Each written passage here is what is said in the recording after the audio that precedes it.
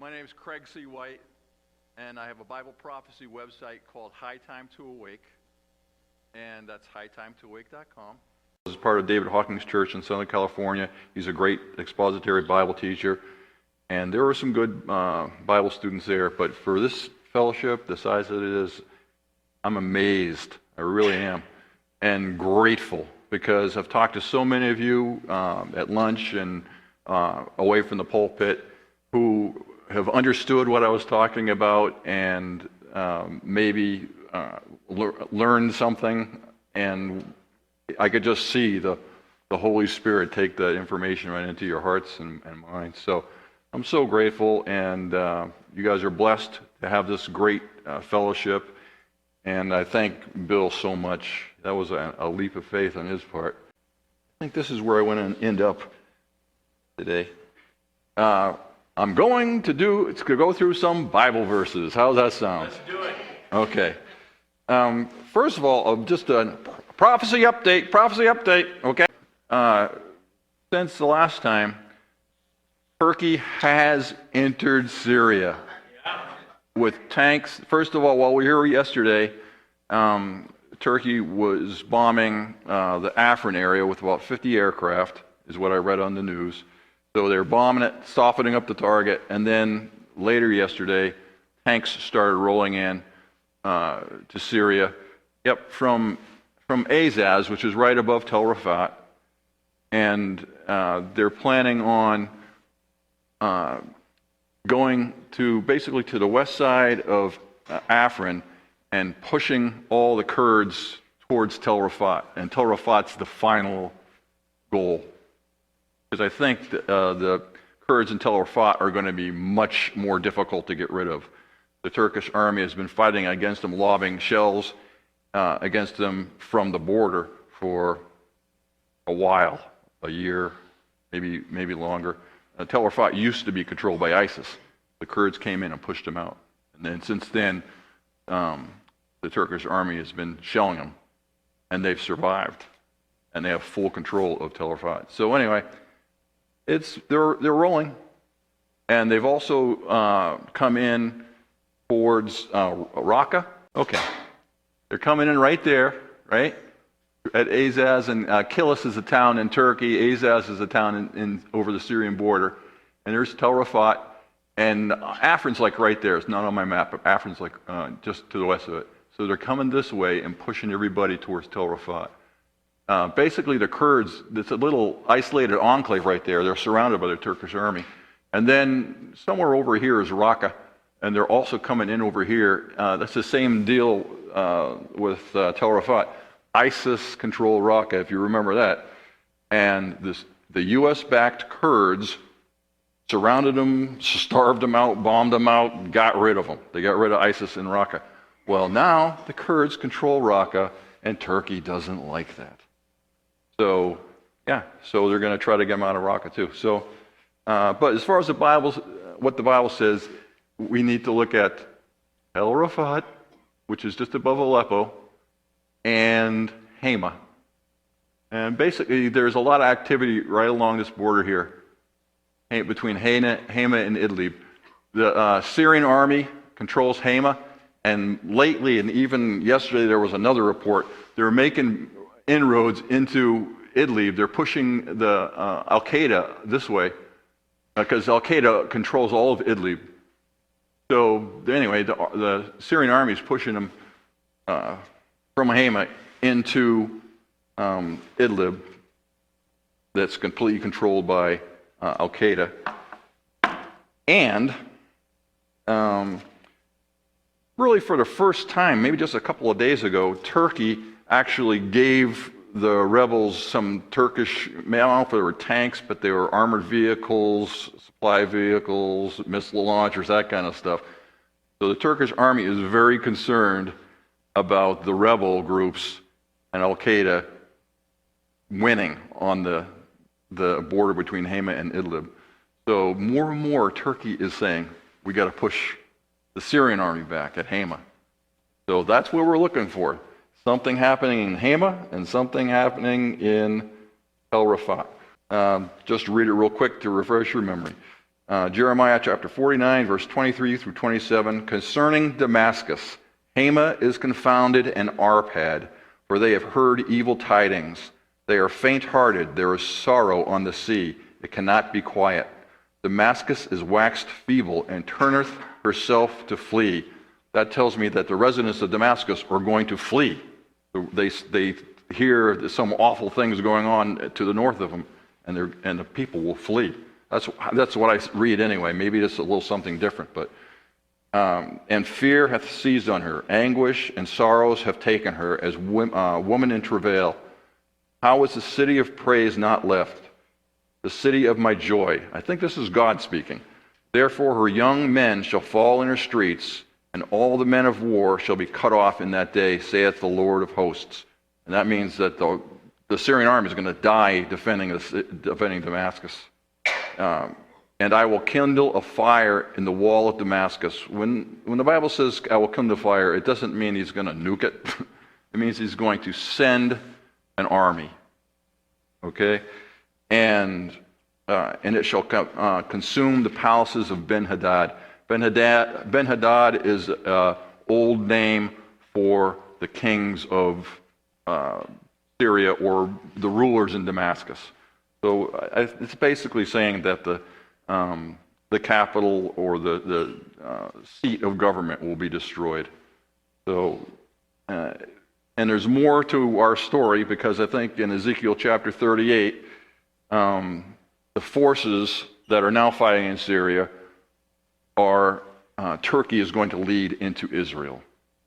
All right, that's what Ezekiel chapter 38 describes. Since all the forces are already in Syria and they're going to be 30 miles away from Israel, I assume that they're going there afterwards. And there's other reasons why I think that. But and then there's even more to our story that I covered last time, and that's that in the book of Nahum, it talks about Jesus Christ coming in the air, which is a really strange thing to find in Nahum, because Nahum is about the flooding and destruction by the Babylonian army, Medes and Persians, of the ancient capital of Assyria, the city of Nineveh. Okay, that's all about the flooding and destruction of Nineveh. But in the first chapter, it's the first chapter, it talks about Jesus Christ coming in the air in the Golan Heights, basically Lebanon, southern Lebanon. Here, I think I have a map. Nahum describes Jesus Christ coming in the air with tornadoes and fire and brimstone and burning the ground. Nahum actually mentions Bashan, Carmel, and Lebanon, and that is a line right across the borders between Syria, I'll say Lebanon, Syria, and Israel, right where the Golan Heights are, southern Lebanon, and northern Israel. So Nahum describes Jesus Christ coming in the Golan Heights, southern Syria, northern Israel, and Ezekiel says that these nations are coming. They were going to invade Israel, I think, in the north region. So, and Ezekiel also says that Jesus Christ, or God, will turn back these nations with fire and brimstone, etc. So I think that we at least ought to be on high alert to the possibility that Jesus Christ could come back to turn back the Turkish army and the other armies with them when they reach Israel from Damascus. And that's something that you can watch happening step by step, if it happens now, and it seems like it's going to. So just wanted to run by that really quick to let you know that they actually had crossed that border. When I was at home still, before I ever got here, this is the chapter I kind of wanted to start with, Matthew chapter 24, because there are a few verses in here that I think almost every Christian stumbles over. Right? It's a very popular chapter. I'm not going to spend too much time on it, but I want to at least go through it and just try a couple ideas that I have out and see what you think. In Matthew chapter 24, Jesus is talking to his disciples, and they asked him, what shall be the sign of your coming and the end of the age? And the disciples aren't asking about the rapture. They're asking about when will Jesus set up the kingdom, right? They just looked at the temple, and the idea of the church hasn't even entered these apostles or the disciples' minds at this point. They have no idea what the church is. Matter of fact, when the Gentiles started believing and showing signs of salvation and faith, these same disciples didn't like that idea at all. Right? It was quite a struggle for those guys to finally come to grips with it. So this question is not about the rapture. It's not about the church. It's about Israel. Matthew chapter 24 is written to Israel, and more specifically, it's written to the Jews in Jerusalem and the surrounding region called Judea, which is in the southern part of Israel. That's who it's written to, and it's written to them, to the Jews in Israel, the residents of Jerusalem and Judea, during their tribulation period. And a real brief explanation of the tribulation period. It's a 7-year period that Daniel predicted, the prophet Daniel, of trouble for Jerusalem, or trouble for Israel in general, but also for trouble for the whole world. In Revelation, God will pour out judgments on the earth as well. And those judgments aren't as personal as the judgments in Jerusalem. So Jerusalem, Israel, will suffer a 7-year period of trouble. That the first half won't be as bad as the second half. We'll just put it that way. The second half is called Great Tribulation. And Matthew chapter 4 is where we find that term, Great Tribulation. So let's just get started and see where we end up. Matthew 24, verse 3. And as he sat upon the Mount of Olives, the disciples came unto him privately, saying, Tell us, when shall these things be, and what shall be the sign of thy coming, and of the end of the world, or the end of the age, is what that's saying. The first thing Jesus tells them about are called the beginning of sorrows, or the first bad things that they can see happening from Jerusalem, from Judea. These are signs not for the church. They're signs for Jerusalem and Judea during the first half of the tribulation. And Jesus answered and said to them, Take heed that no man deceive you, for many shall come in my name, saying, the residents of Judea and Jerusalem, they're starting to see some bad things happening, okay? They may even be under some sort of multinational security team. Things are not normal in Jerusalem and Judea, all right? There is reason to be concerned. But Jesus says, Take heed that no man deceive you, for many shall come in my name, saying, I am Christ, and shall deceive many. And ye shall hear of wars and rumors of wars. See that ye be not troubled, for all these things must come to pass, but the end is not yet. For nation shall rise against nation, and kingdom against kingdom, and there shall be famines, and pestilences, and earthquakes in divers places. All these are the beginning of sorrows.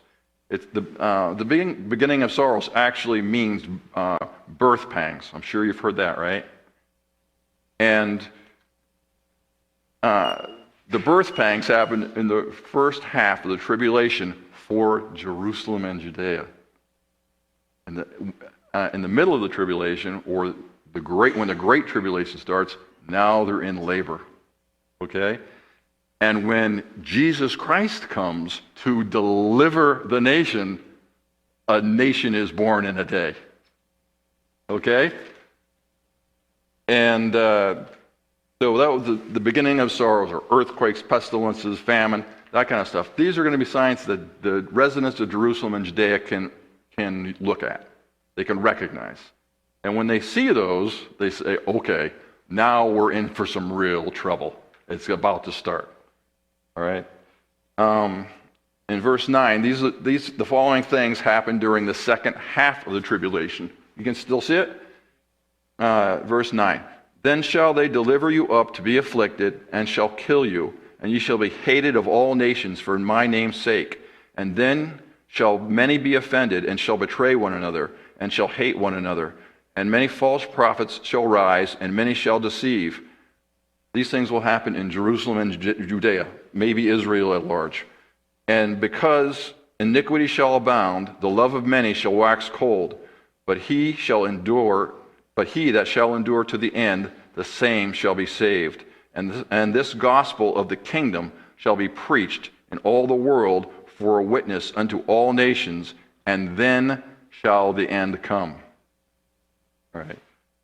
And the end is when Jesus Christ comes to rescue Jerusalem and Judea and Israel and to wipe out their enemies. That's the end. Now, verse 15. Jesus is warning the residents of Judea about things that will happen in the middle of the tribulation. Because we know that the second half of the tribulation is 3.5 years. It's listed several places in the Bible in several different ways. It's 3.5 year, second half of the tribulation. You guys have heard of that, right? Okay. In verse 15, when ye therefore shall see the abomination of desolation spoken of by Daniel the prophet stand in the holy place, whoso readeth, let him understand. Then let them which be in Judea flee into the mountains. Okay, so obviously this chapter is addressed to the residents of Judea, right? It says it right here. In verse 17, let him which is on the housetop not come down to take anything out of his house, neither let him which is in the field return back to his house, return back to take his clothes. And woe unto them that are with child, and to them that give suck in those days. But pray that your flight be not in the winter, neither on the Sabbath day, for then shall be great tribulation. I think that's the only place you see great tribulation in the New Testament. Such as was not since the beginning of the world to this time, no, nor ever shall be, except those days be shortened, there shall be no flesh be saved, but for the elect's sake those days shall be shortened. The great tribulation is for Jerusalem, and maybe Judea as well, which is just the region around Jerusalem. The world will be going through a hard time, but the great tribulation is for Jerusalem and Judea to be tried, to turn them back to their God. Okay? And let's just keep going. False Christs and prophets will arise in Israel during the second half of the tribulation. This is just what these next verses are explaining. Then if any man shall say unto you, Lo, here is Christ, or there, believe it not. For there shall arise false Christs and false prophets, and show them great signs and wonders, insomuch that if it were possible, they shall deceive the very elect. Behold, I have told you before. Wherefore, if they shall say unto you, Behold, he is in the desert, go not forth. Behold, he is in the secret chambers, believe it not.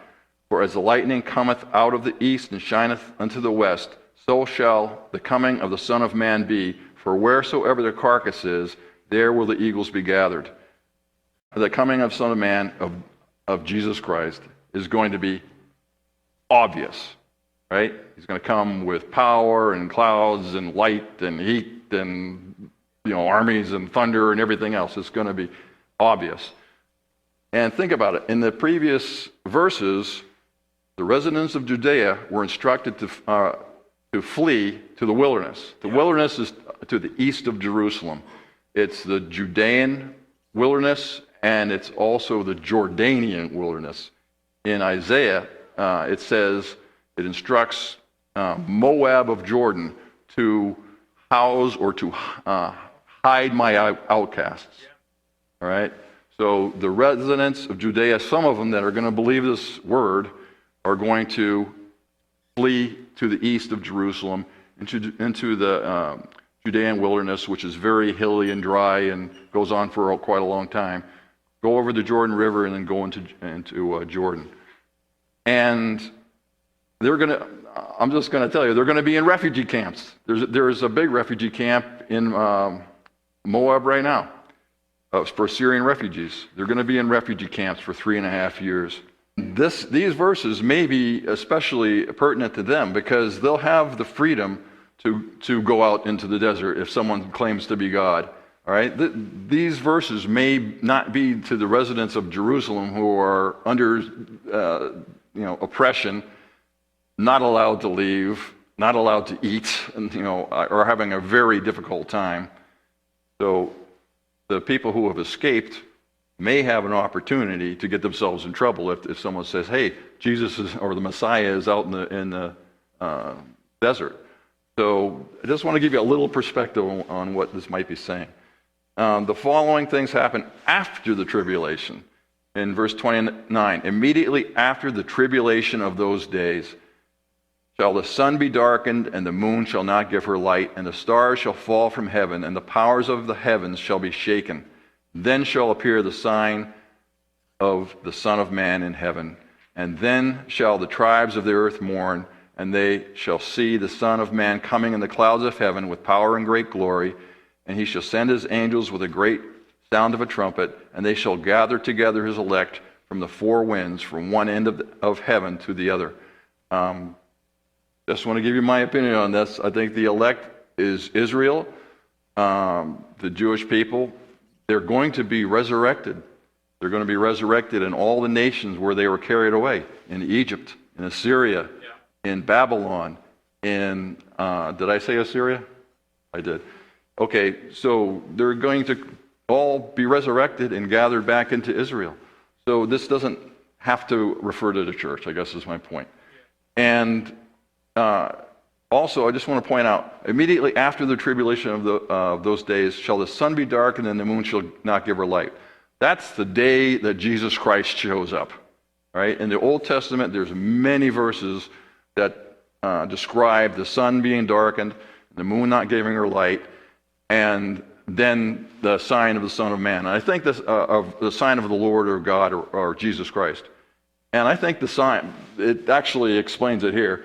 You see the Son of Man coming in clouds of heaven in power and great glory. That's the sign of the Son of the coming of Jesus Christ. Whirlwinds, tornadoes, but also great light and great dark clouds, but light through them, and power and heat and all sorts of things like that. So that's right. The sign of the coming of Jesus Christ. You can just say clouds, but that doesn't really explain it. But the Bible does say just clouds sometimes. Now learn a parable of the fig tree. Whence the branch is yet tender and putteth forth leaves, you know that summer is nigh. So likewise, ye, when ye shall see these things, know that it is near, even at the doors. Verily I say to you, this generation shall not pass till all things be fulfilled. Heaven and earth shall pass away, but my words shall not pass away. When it says this generation shall not pass, this is my opinion. You can take it for what it's worth. I think they're saying that the generation that begins to see these signs will see the end of these signs. They'll see the coming of the Messiah, of Jesus Christ. So he's just saying that this is not going to go on for hundreds of years or thousands of years. This is a period of time that if you see the beginning of it, you're going to see the end of it, if you live. But here's a couple of good ones, and this is really why I wanted to pull this out. But of that day and hour knoweth no man, no, not the angels of heaven, but my Father only. All right? Lay it out there. That day and hour is the day that trouble comes to Jerusalem. It's the day that the abomination of desolation is set up in the holy place. It's the day that the armies of the Antichrist invade Jerusalem and Judea. It's the day. Well, I'll get to that next. But, all right, this is good to note. In verse 36, that of the day and hour knoweth no man. This thought is continued in the next verse. But as the days of Noah were, so shall also the coming of the Son of Man be. For as the days of Noah were before the flood, they were eating and drinking, marrying and giving in marriage until the day that Noah entered into the ark, and knew not until the flood came and took them all away. So shall the coming of the Son of Man be.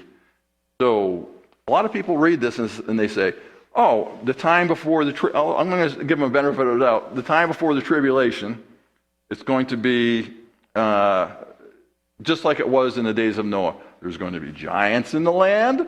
There's going to be, what else did they talk about? I don't know. I guess religious or spiritual darkness, which there's plenty of that.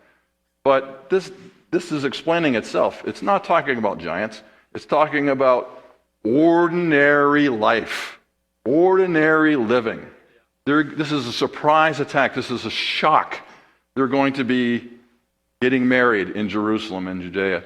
They're going to be on picnics. They're going to be at their Boy Scout meetings. They're going to be maybe at church, I don't know. But it's just going to be a regular day. And if you're not looking for it, you're going to be very surprised because they're instructed to watch. Okay? It's a surprise attack. The attack on Jerusalem and Judea is a surprise attack. In 167 BC, Antiochus Epiphanes was in Egypt, invading Egypt. And he heard that the Jews were taking more control over the temple because Antiochus Epiphanes was governor over Israel. He was a governor of a quarter of the Grecian Empire. Yeah. So Israel was under his control. And he heard that there was the Jews were making some trouble, or he called it trouble, in the temple. And he was in Egypt, and immediately, without warning, without planning it, immediately sent his armies over. And the mid-tribulation invasion of Jerusalem and Judea is patterned after Antiochus Epiphanes' attack on Israel, on Jerusalem, I should say. And that was a surprise. Nobody was expecting it. It was life as usual, okay? And this is what this is describing. So as the days of Noah, it will be when the Antichrist attacks Jerusalem. They were going about their day. The next thing they knew, there was a flood that took them all away. So I guess the object lesson of that is if you live in Jerusalem and Judea, watch and flee to the wilderness. That's your ark to be saved. Yeah, which brings up another point, which maybe you've already thought of while I'm scrolling through this. In verse 37, and maybe one other place, I don't know, the coming of the Son of Man, I think, is referring to the Antichrist. Mostly it refers to Jesus Christ, all right? But the term Son of Man just means literally inheritor of humanity. It just means that you are a child of a man. All right? So that term is applied to different people. It's applied to prophets. God applies it to, I think it's Daniel. It's applied to normal people, the sons of men or the Son of Man. So be a little careful about the term. In the verses before, it's definitely talking about Jesus Christ.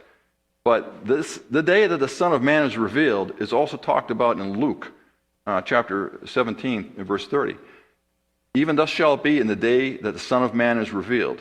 In that day, he which shall be upon the housetop and his stuff in the house, let him not come down to take it away. And he that is in the field, let him likewise not return back. So this is a day that the Antichrist attacks Jerusalem and Judea. This is a day that the people, the residents of Judea, have to get out of there. It's not the day that Jesus Christ comes back to save them. All right? I know that's hard to accept when it says Son of Man. But I think that's what it's saying. The thought continues about having to leave quickly. Then shall two be in the field, one shall be taken and the other left. There's another one that people apply to the rapture. And it's not about the rapture. It's about the mid-tribulation invasion of Jerusalem and Judea. When the Antichrist and his armies come in, they're going to go house to house and take one Jew prisoner and leave the next. And in that way, half of the people in Jerusalem are going to be taken prisoner. And Zechariah tells us about it. Right? Let's just read Zechariah. Behold, the day of the Lord cometh, and thy spoil shall be divided in the midst of thee. For I will gather all nations against Jerusalem to battle, and the city shall be taken, and the houses rifled, and the women ravished, and half the city shall go into captivity. Okay? One shall be taken, and the other left. And I'll show you even more evidence. This is about Jerusalem and Judea. When Antiochus Epiphanes attacked Jerusalem in 167 BC, the historians wrote it down in the book of Maccabees. And we're going to read what happened that day. Right? That is a model for the mid-tribulation invasion of Jerusalem and Judea by the Antichrist. Second Maccabees. When these happenings were reported to the king, he thought that Judea was in revolt, raging like a wild animal. Sent to the king, that's Antiochus. He's in Egypt. Raging like a wild animal, he set out from Egypt and took Jerusalem by storm. That's going to happen again. I want to just point out, this is not a battle of Gog and Magog. Those are different things. They have different purposes. All the battles of Gog and Magog fail. God intervenes directly. All right? This is when Jerusalem is going to have some trouble. And the Antichrist and the armies of the Antichrist will overrun the city. When these happenings were reported to the king, he thought that Judea was in revolt. Raging like a wild animal, he set out from Egypt and took Jerusalem by storm. He ordered his soldiers to cut down without mercy those whom they met and to slay those who took refuge in their houses. There was a massacre of young and old, a killing of women and children, a slaughter of virgins and infants. In the space of 3 days, 80,000 were lost, 40,000 meeting a violent death, and the same number being sold into slavery. So half were killed or hurt in some way, and half were taken captive. Yeah. So, and the last message is, watch, therefore, for you know not what hour your Lord cometh. That might sound like Jesus Christ again, but this verse is a parable. If you look in Luke, the parable is further explained. It's further developed. This is the wicked servants. Their master went on a long journey, and when he came, they destroyed the vineyard, killed the servants, and all that kind of stuff. And they came back, and when the master came back, they were in trouble. All right, but this Lord is the Lord of that parable. This Lord is the day that the Antichrist comes back to Jerusalem and Judea. And that's not that easy to figure this out. But that's at least something to chew on. You don't have to believe everything I told you. But it's something to really consider. Especially when the next time someone says, but of that day and hour no man knows. You can't know when the rapture is. That's I think a complete misapplication of this verse. It's not about the rapture, and nobody knows. He's telling you that because he's telling Jerusalem and Judea, you must watch.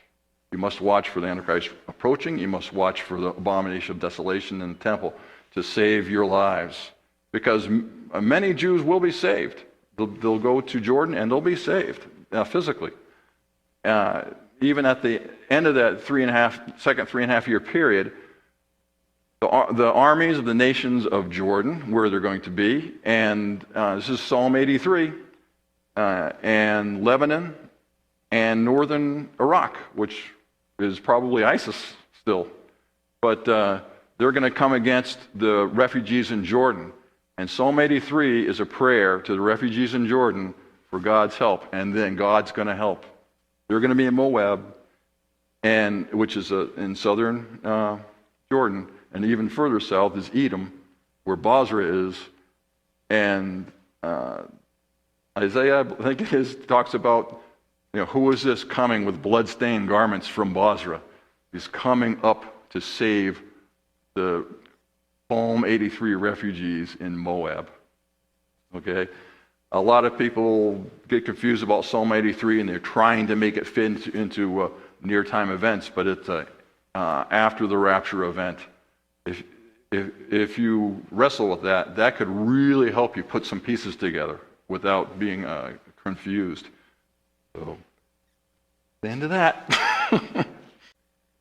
All right, since we talked about Jesus Christ coming when Turkey gets to the Golan Heights, 2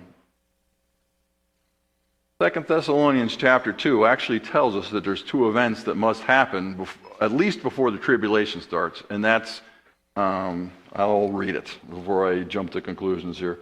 2 Thessalonians chapter 2. Now we beseech you, brethren, by the coming of our Lord Jesus Christ and by our gathering together unto him, that ye be not soon shaken in mind or be troubled, neither by spirit nor by word, nor by letter as from us, as that the day of Christ is at hand. Let no man deceive you by any means, for that day shall not come, except there come a falling away first, and that man of sin be revealed, the son of perdition. So, in those first couple of verses, Paul is talking to the Christians at Thessalonica in Greece. He's talking to them about the coming of the Lord Jesus Christ and our gathering together unto him. All right? That, to me, that sounds like the rapture will just start there. Okay? It might be when Israel is gathered at the end of the tribulation. It's possible. But the way that Paul has been talking in 1 Thessalonians and here, he talks about the deliverance of the church. He talks about that the church will not, they're going through trouble now under the Roman Empire, but they're not slated for wrath, for the wrath of God. They're going to be saved from wrath. In 1 Thessalonians, that's a major theme. Okay? So, I think it's talking about the rapture. So that day of the rapture, maybe the tribulation, we'll say that's possible. But the day of the rapture won't happen until two things happen. This may be what he's telling us here. And the rest of the chapter, I just want to tell you, he doesn't tell us anything new. And he even tells us that he's not telling us anything new. He's looking to the Old Testament to answer these questions. When will the rapture take place? When will we get away from all this trouble on earth? Not before two things happen, and that's a falling away and the man of sin be revealed. And I'm just going to tell you, I think a falling away is the falling of Satan from heaven. The casting out of Satan from heaven. Makes sense, doesn't it? Satan's cast to the earth and empowers the Antichrist to invade Israel and to grow his empire, to conquer nations. If I told you that when Satan comes to earth, he'll empower the Antichrist, you go, oh, of course, that's true. Okay? But when we look at a familiar verse that we might have some different views about, that's a little more difficult to believe. But Paul actually tells you later on, tells the early church to look to the traditions that you have been taught by word and by my letters. Okay? And just to let you know, 1 Thessalonians was the first epistle that was written of any of them, any of the apostles. And 2 Thessalonians was the second one. They're a year apart. And the only other book that was written before this is Matthew, the Gospel of Matthew. So that's all they had to work with, plus the Old Testament. Right? So this doesn't take into account what's in the book of Revelation. He didn't have it at the time. Isaiah tells us that Satan will be cast out of heaven. How art thou fallen from heaven, O Lucifer, son of the morning? How art thou cut down to the ground, which didst weaken the nations? The king of Tyre in Ezekiel is likened to Satan. Thine heart was lifted up because of thy beauty. Thou hast corrupted thy wisdom by reason of thy brightness. I will cast thee to the ground. I will lay thee before kings, that they may behold thee.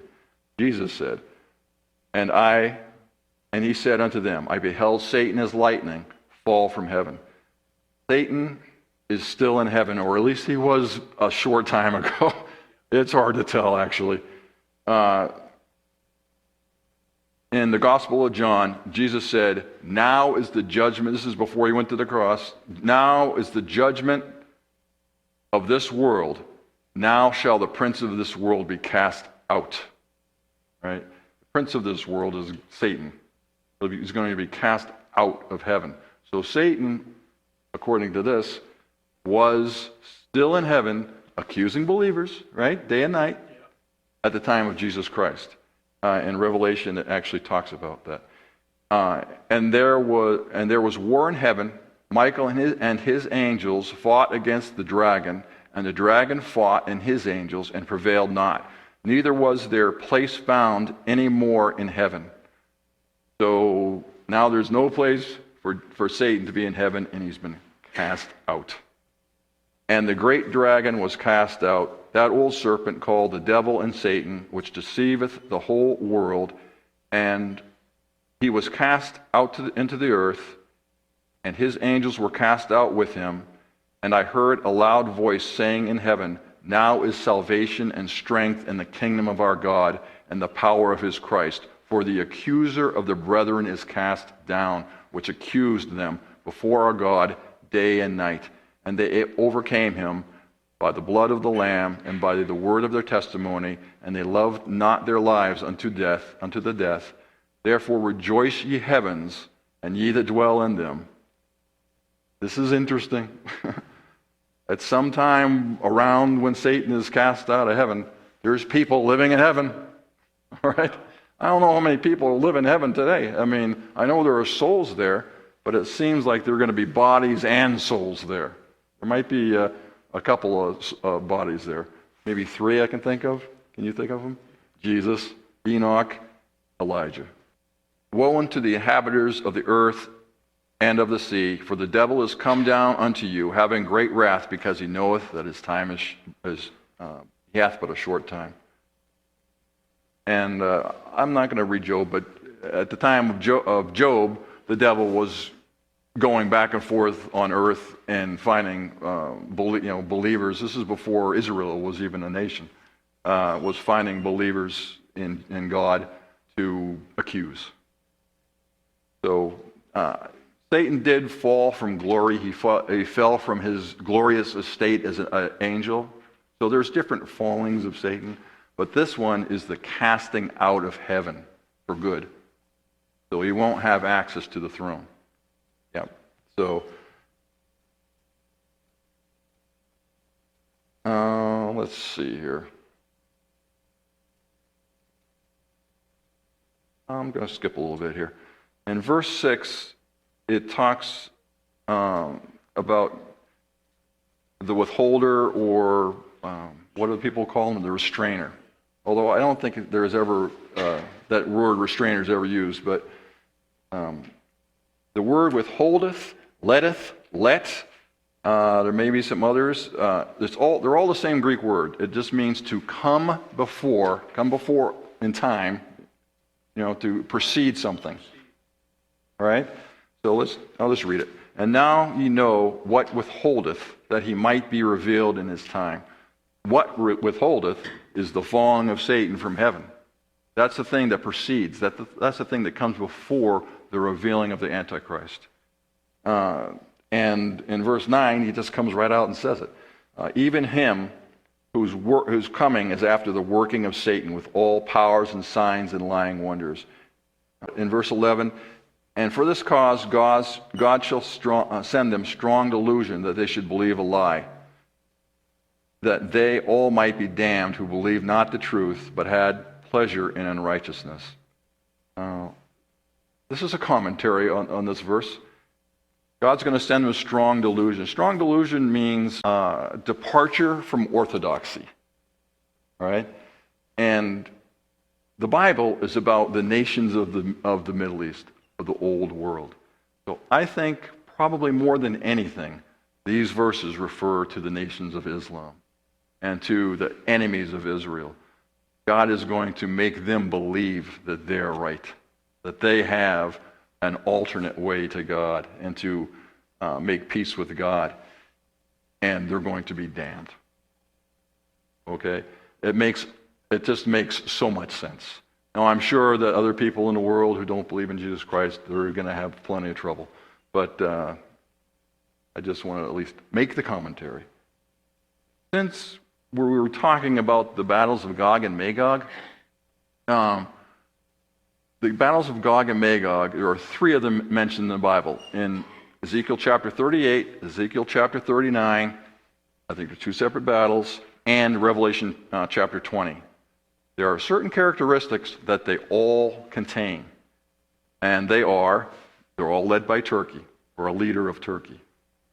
They all invade Israel, or at least attack Israel, or are against Israel.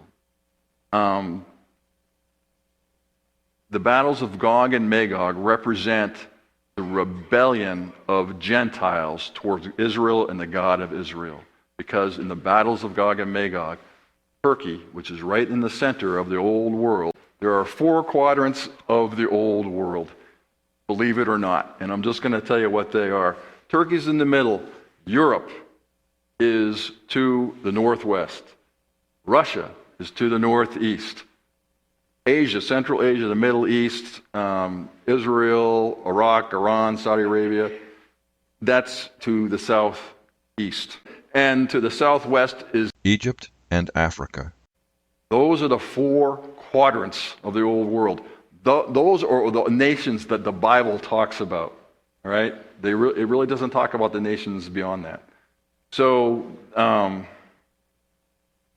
Turkey, in all three cases, is going to lead multiple nations from multiple regions of the old world. In Ezekiel chapter 38, Turkey's going to lead Libya and Sudan from northern Africa, but also Iran, which is a different region. It's the east. And they're going to go into Israel. Right? In Ezekiel chapter 39, it's the same as the battle of Armageddon. And in that battle, Turkey is going to lead pretty much every nation in the Middle East, northern Africa, maybe even parts of Europe, even as far as maybe India. All those regions, those are the nations east of the Euphrates. Everybody's coming, right?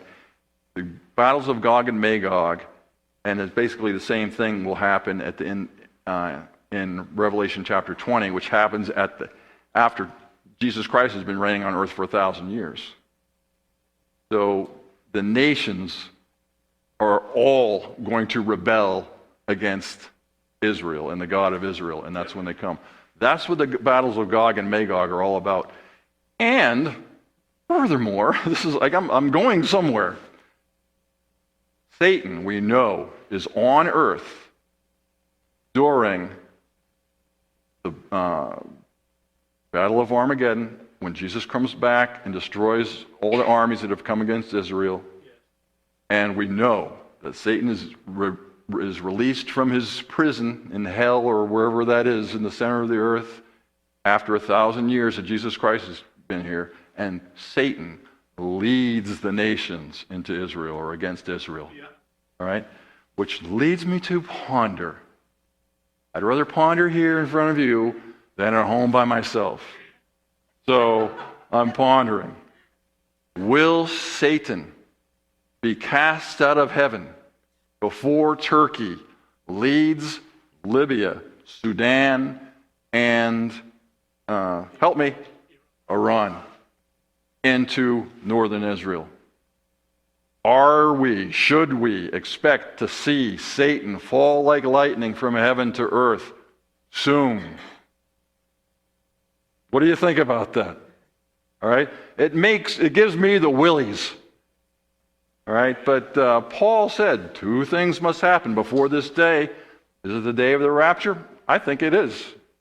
Maybe it's the day that the tribulation begins. I'm not sure. But 2 things must happen before the end comes. And he's talking about the church. He was talking to the church. He was talking to the church that felt beleaguered because of all the trouble they were going through because of the Roman Empire. And he said, relief is coming, but not until these things happen.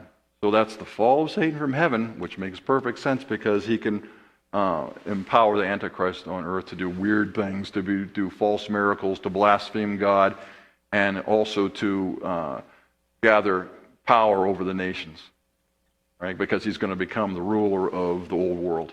Not the whole world, but the old world. You have to take my word for that. You don't have to, but think about it. All right, that's it. Keep your eyes open.